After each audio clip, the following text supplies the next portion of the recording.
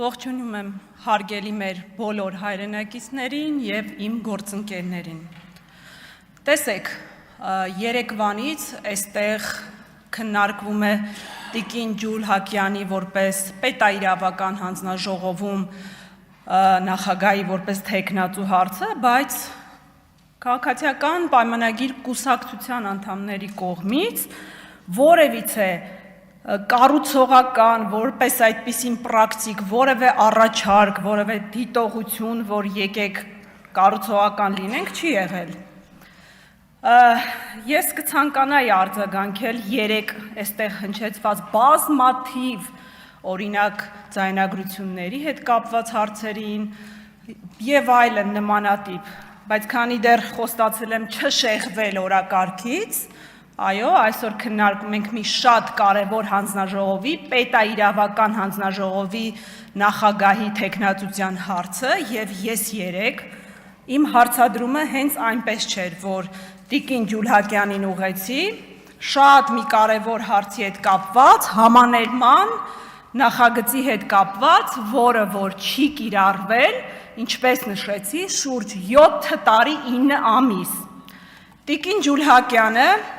իր խոսքում անդրադառնալով այս հարցին նշեց, որ բառացի ցիտում եմ Տիկին Ջուլ Հակյան ձեր կողմից արձանագրված այդ նախադասությանը, դուք նշեցիք, որ յուրաքանչյուր կոնկրետ դեպքում յուրահատուկ մոտեցում պետք է դիտարկել եւ կարծում եք, որ համաներումը մեզ համար ընդունելի ճանապարհ չէ։ Եկեք չհամաձայնվեմ ձեզ հետ։ Ինչ է մեզ տալիս երկար, շարունակական, տևական ժամանակով համաներում չկիրառելը։ Այսինքն, դա կարող է հանգեցնել ոչ միայն առանձին անձանց, այլ քրեական արդարադատության ամբողջ համակարգի խնդիրների։ Կարող եմ թվարկել բոլոր այն ռիսկերը, օրինակ, քրեակատարական հիմնարկների գերծանրաբեռնվածությունը, բոլորս գիտենք, թե ինչքան գերծանրաբեռնված են քրեակատարական հիմնարկները։ Այն պայմաններում, երբ դեռևս 6 տարի եւ ավել հնչել են համապատասխան հայտարարություններ լրատվամիջոցներով, որ պատրաստվում են օրինակ վերակառուցել Նուբարաշեն քրեակատարական հիմնարկը, բայց բոլորս գիտենք, որ մինչ օրս որևիցե գործողություն Նուբարաշեն քրեակատարական հիմնարկը վերակառուցելու վերաբերյալ չի կատարվել։ 25 քառակուսում տեղավորվել են 8 անձ, արդյոք դա խոշտանգում չէ անձանց, իհարկե խոշտանգում է։ Եվ արդյոք համաներում կիրառելու հետևանքով չենք կարող ազատվել այդ խնդրից, իհարկե կարող ենք։ Պատժի համաչափության ռիսկ կա այստեղ։ Ժամանակի ընթացքում կարող են փոխվել պետության քրեական քաղաքականության մոտեցումները, իսկ նախկինում նշանակված պատիժները մնալ նույնը։ Արդյունքում որոշ դեպքերում կարող է առաջանալ պատժի նպատակների եւ դրա շարունակականության անհամապատասխանությունը։ Այստեղ ես բարձրացրել եմ մի հարց նախագծի ընդունման հետ կապված համաներման, որը չի վերաբերվում 1 անձի, 2 անձի, այլ ամբողջ մի ընտանիքների է վերաբերվում, ովքեր որ ես լինելով պրակտիկ այդ ոլորտում աշխատող, պետք է նշեմ, որ չկա որևէ մեղադրյալ դատապարտյալ, ում այդ հարցը չհուզի եւ ընտանիքի անդամներ։ Եվ այստեղ հարց է առաջանում, քանի որ գիտենք, որ համաներումը պետության բարձրագույն իշխանության ընդունած ակտ է, որով անձինք լրիվ կամ մասնակիորեն ազատվում են հանցագործության համար նշանակված պատժից կամ նրանց պատիժը փոխարինվում է ավելի մեղմ պատժով կամ վերացվում է դատվատությունը, որը չկա օրինակ պայմանական վաղաժամկետ կիրառելու դեպքում։ Այն կիրառվում է որպես մարդասիրական քայլ, շատ կարևոր է, առանց անհատականացման, միաժամանակ մի խումբ անձանց նկատմամբ, ինչը չենք կարող ասել օրինակ պայմանական վաղաժամկետ ազատման դեպքերում։ Պայմանական վաղաժամկետ ազատումը չի կարող դիտարկվել որպես համաներման այլընտրանք, որովհետև առաջինը անհատական արդարադատության գործիք է, իսկ երկրորդը քրեական քաղաքականության համընդհանուր գործիք։ Մեկի արդյունավետ կիրառումը չի վերացնում մյուսի անհրաժեշտությունը, իսկ համաներման ընդունման անհրաժեշտություն ավելին, քան կա։ Տեսեք, ինչի համար եմ նշում, որ այո, ողջունելի է իհարկե պայմանական վաղաժամկետ ինստիտուտը, եթե գործի։ Երեկ Տիկին Ջուլհակյանը նշեց, որ վերջին ժամանակաշրջանն է, մոտ երևի ընդունենք 9 ամիս։ 9 ամիս է, որ այդ ինստիտուտը գործարկվել է եւ ընթացքի մեջ է, բայց իսկ այն 7 տարին ինչ է արվել, որպեսզի իմ կողմից նշված այդ ամբողջ մտահոգությունները, որոնք որ մեր առջև դրված են, որպեսզի դրանց արդյունավետությանը հասնենք։ Ոչինչ։ 7 տարի հետո միայն, այս 9 ամսվա ընթացքում ես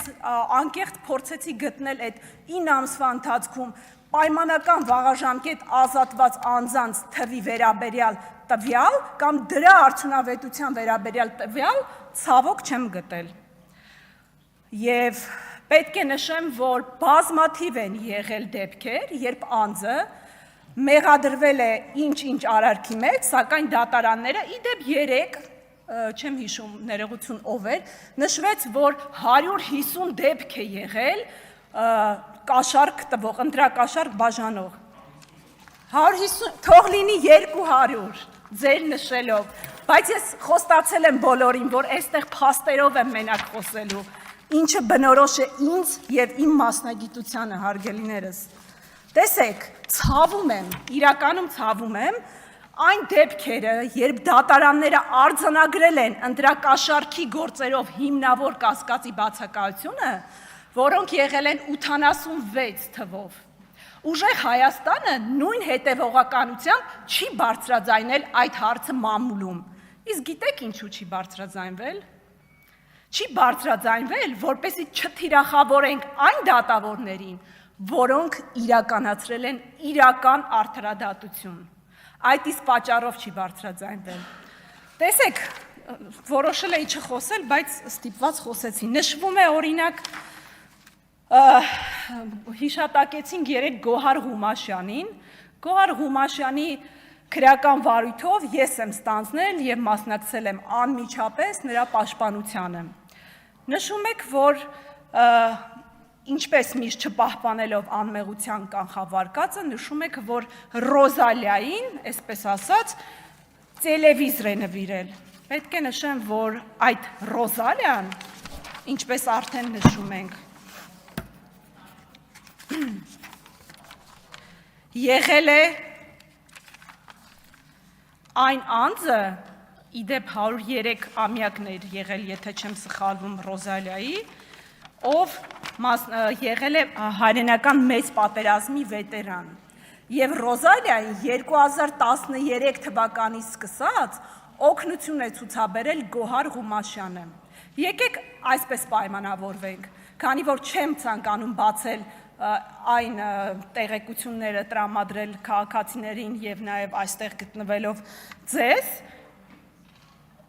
սեպտեմբերի 24-ին ժամը 15:00-ին դռնբաց դատական նիստում տեղի ունենալու Գոհար Ղումաշյանի հարցաքննությունը, ինչպես նաեւ, եթե չեմ սխալվում, հարցաքննվելու է Ռոզալիան։ Եթե այդ դատական նիստը ունկնդրելուց հետո որևիցե մեկը կգա եւ այստեղ կասի, որ Գոհար Ղումաշյանի կողմից որևէ բարեգործության օրենսդրական արգելք կա, ես պատրաստ եմ բոլոր հարցերին պատասխանել։ Խնդրում եմ ունկնդրեք այդ դատական նիստը։ Իսկ ինչ վերաբերվում էր 2025 թվականի հունիսի 17-ին է եղել ծնունդը, բայց այդ նվերը տրվել է ավելի ուշ, եկեք արձանագրենք եւ չմոռանանք, որ 2025 թվականի հունիսի 17-ը եղել է այն խայտառակ եւ ապօրինի ձերբակալությունը, որով ձերբակալել էին Սամվել Կարապետյանին։ Ինչու եմ ասում խայտառակ եւ ապօրինի, քանի որ խոսում եմ արդեն իսկ օրինական ուժի մեջ մտած դատական ակտով, որը մինչև ընդհանուր Վճռաբեկ դատանը արձանագրել է, որ Սամվել Կարապետյանի ներողություն 5 վայրկյան, Սամվել Կարապետյանի ձերբակալումը եղել է ապօրինի, իսկ ինչու որևիցե մեկը մինչ օրս պատասխանատվության չի ենթարկվել։ Պարզ է արդեն, հետևությունները թողնում եմ քաղաքացիներին։ Մտքերի փոխանցում